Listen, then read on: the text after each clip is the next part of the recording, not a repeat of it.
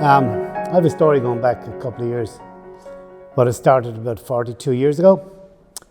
I had a sister, Fiona, and she got leukemia. And as part of the treatment, she lost all her hair. And she was a twin sister. So my mother, in her wisdom, decided that the twin would have her hair cut exactly as the wig was made for my other sister, to keep them grounded. And subsequently, 2 years later, she died. But 8 years ago, a nephew of mine, Dylan, decided that he would do something for the family. And he had been growing his hair for 7 years. It was about 2 foot long. And he decided he would raise some money for the CMRF, which would be the Crumlin's Medical Research Foundation. Because as a family, we always contributed to Crumlin on a yearly basis, buying a raffle ticket or whatever. But he decided that he would do 2 things. He would raise some money for the hospital, but he would also donate his hair to the Rapunzel Foundation, who make wigs for people who lose hair. So we all went down to see this happening and donated money, his friends, his partner, and all of the family, including my mother, because she was still alive.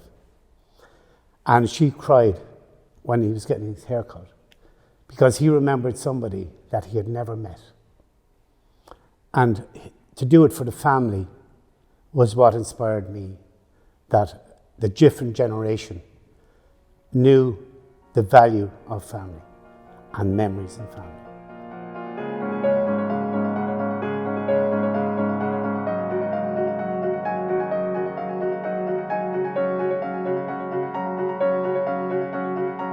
When I was asked this question, I kind of immediately knew who I wanted to talk about, and it's a man that has been in the Musical Society for a few years.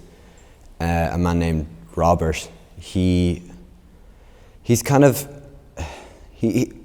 always been a person that I've known, and my mom would always invite him over for dinner. So he was always we'd always feed him, and he kind of became like a part of my family. And over the years, as I became more involved with the society little by little, I got to talking to him more and getting to know him more. And in recent times, he's become sort of like a brother in a way, like a strange older brother. So he's always been the kind of guy who I could talk to if I didn't want to talk to my friends about something, or if I didn't want to talk to my parents about something, if I didn't feel like they'd understand, or if they'd know what to do. But he's always been there, and I feel like he's someone who I can turn to in times of need, or if I ever just want to chat about something. And I know there have been times where he himself has struggled in his life. I know there are things I'm not going to talk about on camera, but I'm happy to be able to be in that same situation, not that same situation. I'm happy to be able to help him where he needs it, and it's so inspiring to see him. Like, he lights up rooms that like he'll always be able to put smiles on people's faces. He'll be able to bring laughs. He'll be able to joke at times, and you know, he's someone that I'd like to be in a way when I'm older. I may not be here in a few years. God knows where I'm gonna be living or wherever. I don't know if I want to stay in Ireland. You know, it's that sort of thing. But I'm proud to know that I know someone like him.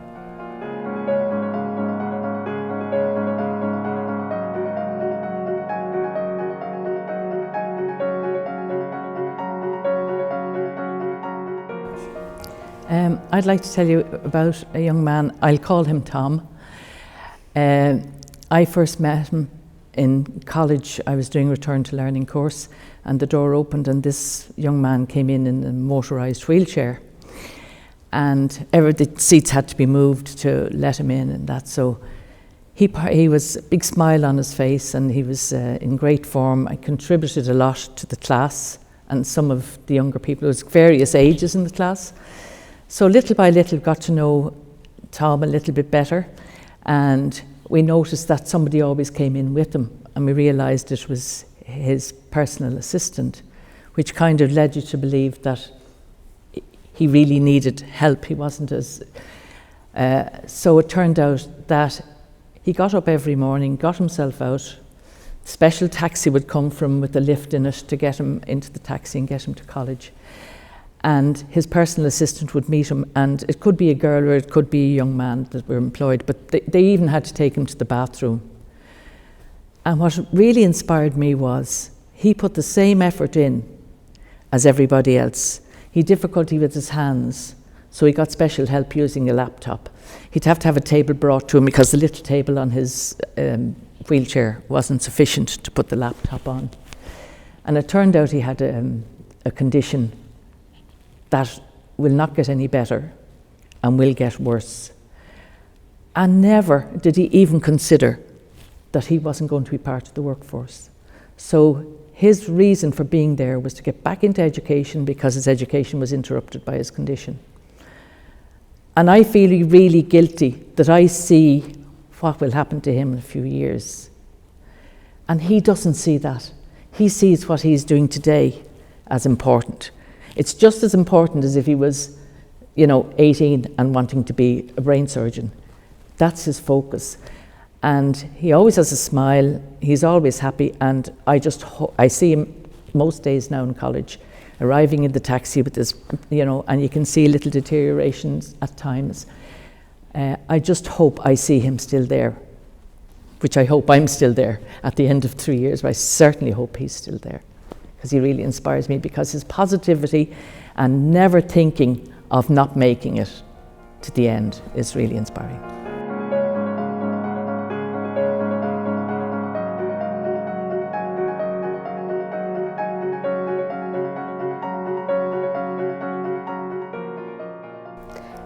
So someone from a different generation that inspires me is my dad. Ever since he was younger, he was always into musicals and performing and stuff, and he met my mum here in CMDS a long time ago, and that's kind of how our whole family got into performing. But when me and my sister Megan were first born, after we got to about 5 or 6, he kind of kept continuing doing shows in lots of different areas. He did more than one show a year.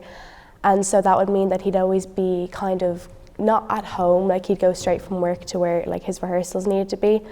And it was probably quite hard on like me and my sister and my mum, because we'd always be home and we wouldn't really feel like we'd be like alone, but we kind of had to rely on each other for like a lot of it. But every night he'd come home and he'd come in and he'd check if I was awake. And normally I would be, because I'd wait until he was home to go to sleep at like 10 o'clock. And so he'd always come home and he'd always just check if we're awake, and I'd always be the one awake because I was the older one. And he'd always come in and show me clips of rehearsals or videos and be like, "Oh, I'm so excited for you to come see the show." And he'd always talk about how one day I was going to be on the stage with him. And so after he'd show me clips and stuff, I'd be happy to go to sleep. It would kind of excite me to like see all these shows. So he'd always bring us to every single show, and me and my sister like are so passionate about people that perform. And when we were younger, we used to absolutely fan over all the leads and all the main parts. And he'd always bring us backstage and like get to meet them and stuff, and we'd literally be over the moon going home. It'd be the best ever. And now it's kind of come to a stage where we're getting older, to the point where I'm now going to be on stage with him now in April. So that is like crazy to me, because like for so many years it's been so like kind of waiting for the moment. So this April I'm going on stage with him, and that's why he inspires me.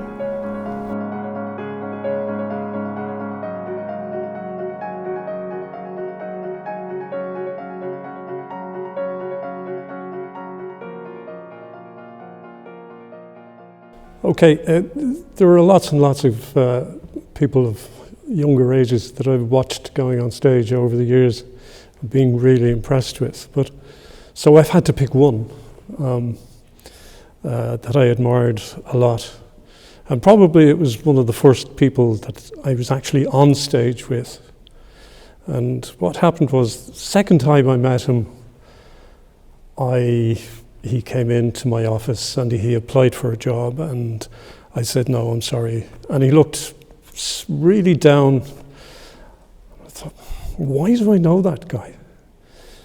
And I realized that the last time I saw him, he was a foot shorter the previous year. He'd taken a stretch in the year.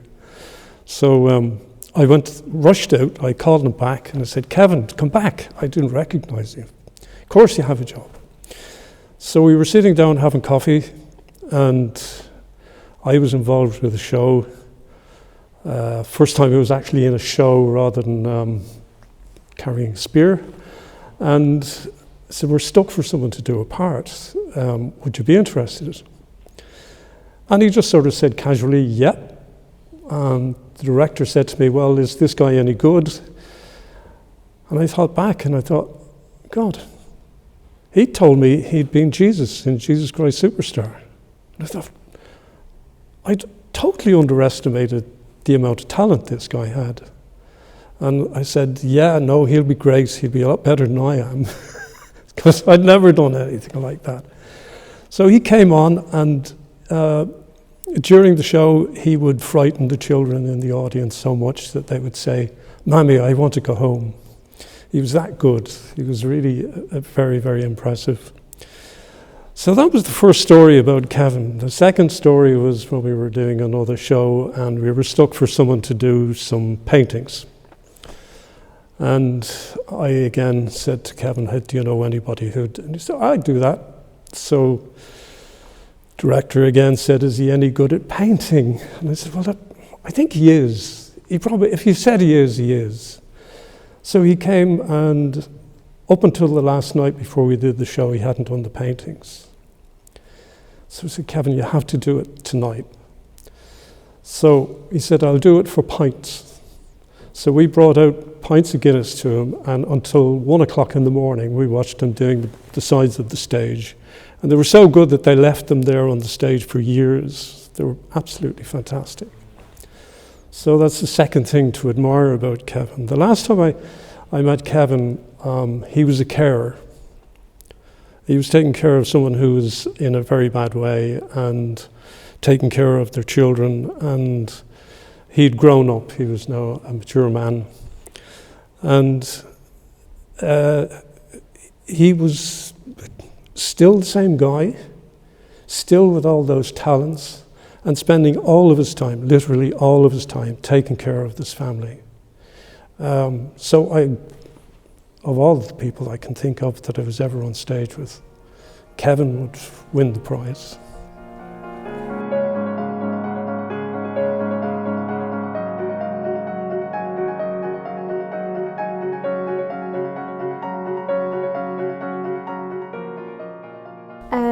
Someone that inspires me is my 93-year-old granny, and she's very resilient and strong.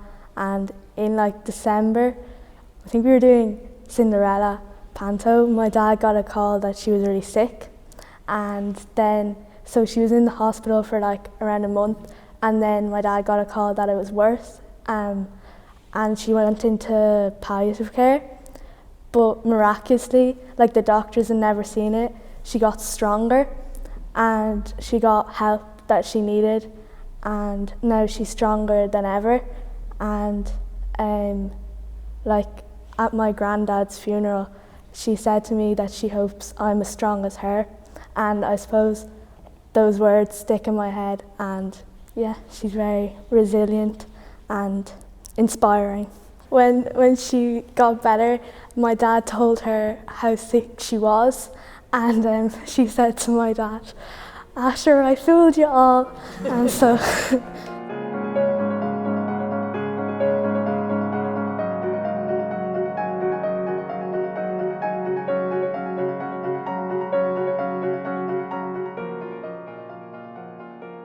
I was undecided about who I would actually talk about, because I've got 4 kids, all of whom I would sort of be very proud of, and they inspire me, you know, things that they have done. But I met a young guy just recently on the course that I'm doing, and he's 50 years younger than I am, and we were paired in the course that we were doing.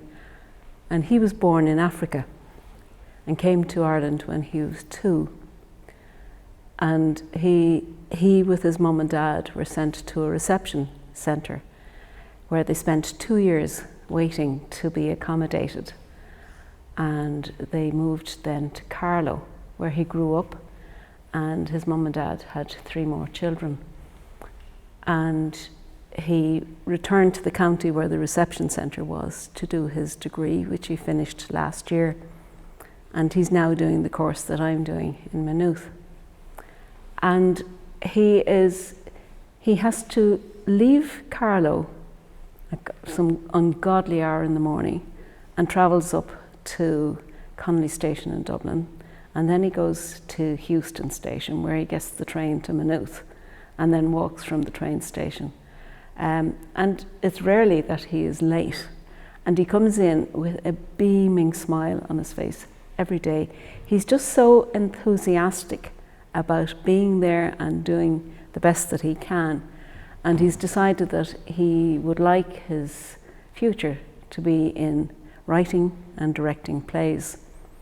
And I said to him, well, you know, what do you do at the moment apart from coming to do this part-time course? And he said, I wait on tables. I'm a waiter. And he said, that's my fear though.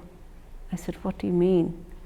He said, I think forward to 10 years' time, and I would hate to think that I'm still waiting on tables.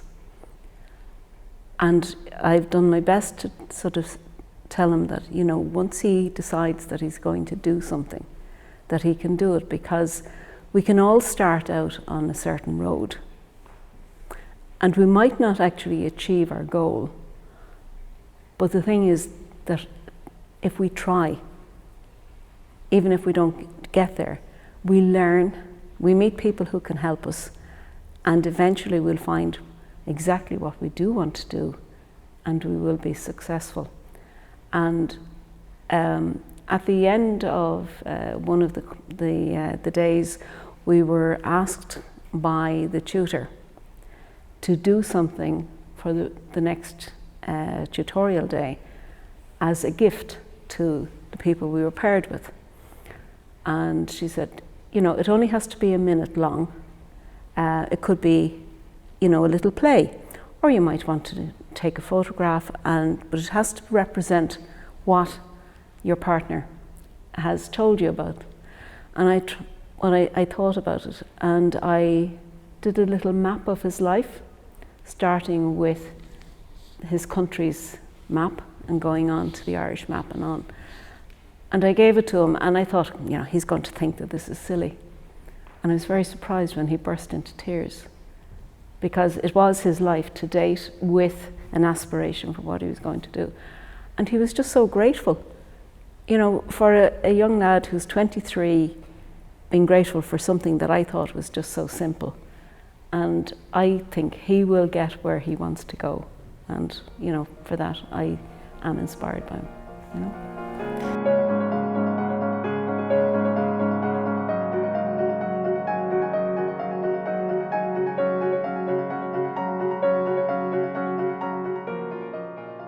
So for someone I admire, I chose my granny.